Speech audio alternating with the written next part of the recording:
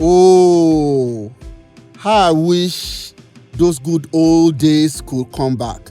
Days when dressing was decent, music lyrics made sense, dance steps were not gymnastics, sign languages were clear. We even spoke Eno, like Nigi Bogo Logongu Longo. This is my story, my good old days stories of fond memories and sound tutelage. Those days when we cherished our names and values and would do anything possible to protect them. My name is Seyi Adewunmi. I'm a native of Ishonyi, Ijebu. My father, Chief Samuel Ige Adewunmi of blessed memory, who retired as a postmaster, was to later become the Ekeji Ilu, meaning second in command. He was well known, so was I and the rest of my siblings.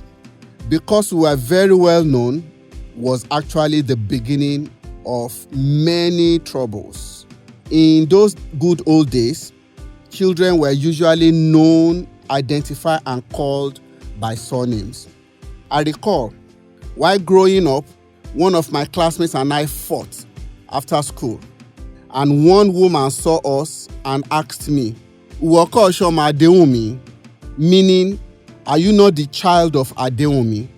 I already knew what that meant, so I denied and said, "My name is Toperi," a name I picked from one of the actors in James Aliche's novel.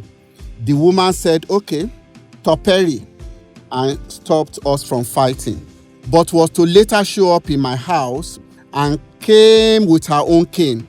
She started flogging me in the presence of my father, even before she later narrated to my father how I have changed my name to Toperi. In those days, it was the responsibility of the whole town to raise children.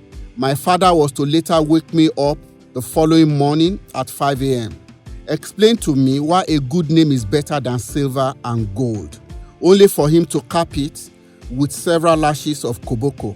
So, the first thing I learned early in those good old days was having a heritage of good name. My second life lesson was that my parents, in a hard way, made me realize that there is dignity in labor. One day, my friends and I laughed at an elderly man who was a cart pusher. Those days, we would make jest of the man and call him Baba Olomolanke. The man, whom we thought will never recognize us, reported us to our parents each. Our parents, unknown to us, arranged for us to help the man push his omolanke, each of us, for 2 market days. It was a rigorous experience. I sweated and farted. I was drained. My father later drove his point home that if hard work was a measure of riches, that man will be a multi-millionaire because he has been consistent and hard at work for many years. He taught me to respect any man who goes out daily to work and feeds his family with whatever he does. Of course, with lashes of koboko to seal the lesson. The third life lesson for me was contentment.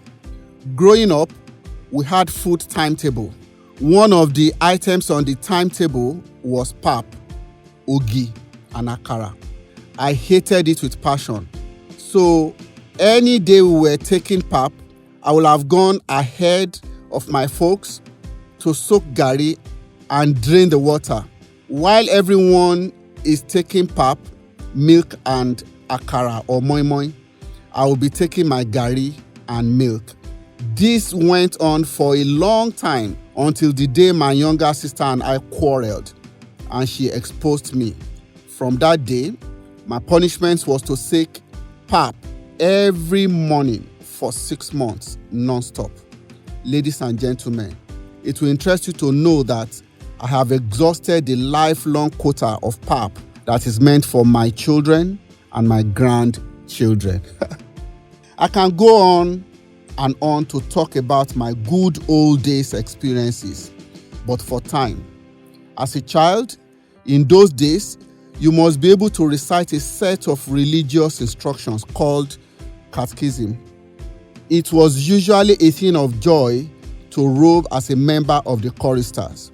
In fact, to carry the cross and lead the procession was a status thing.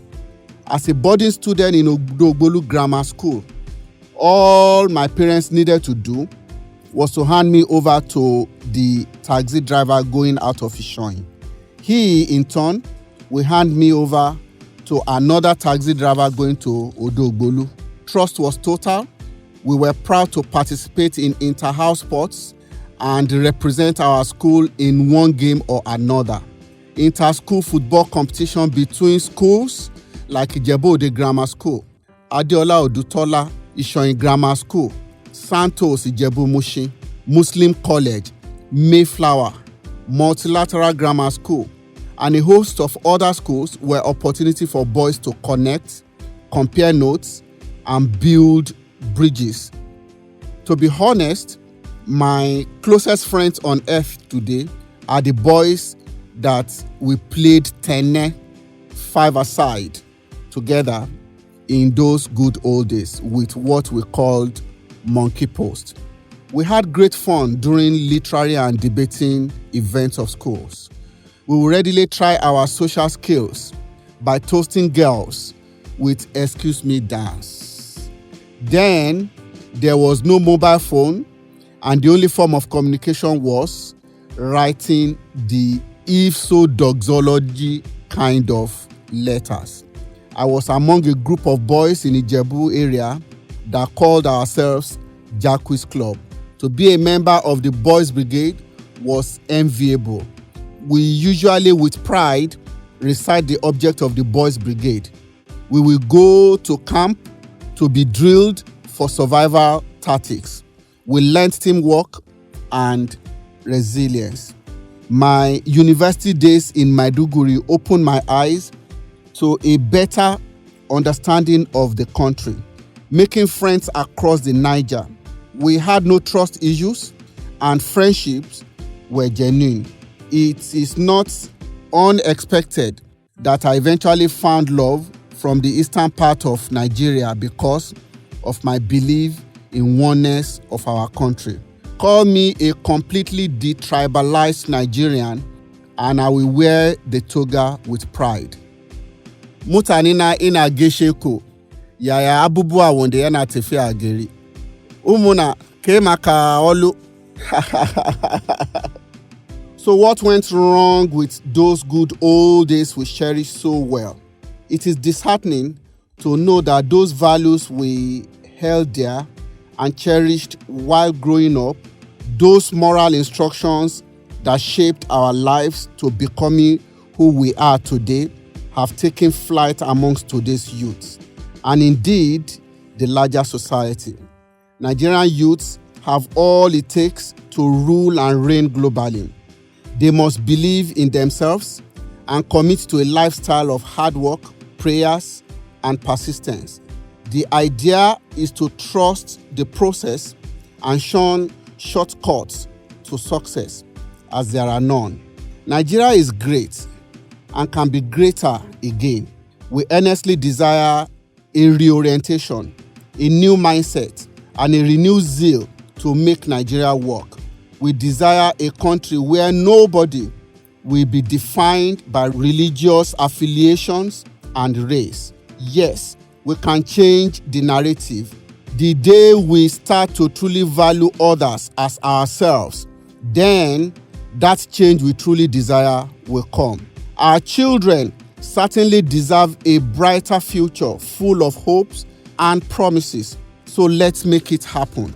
To this end, I join Sir Shemore Badejo Shemo in this collective drive towards a greater tomorrow. Thank you.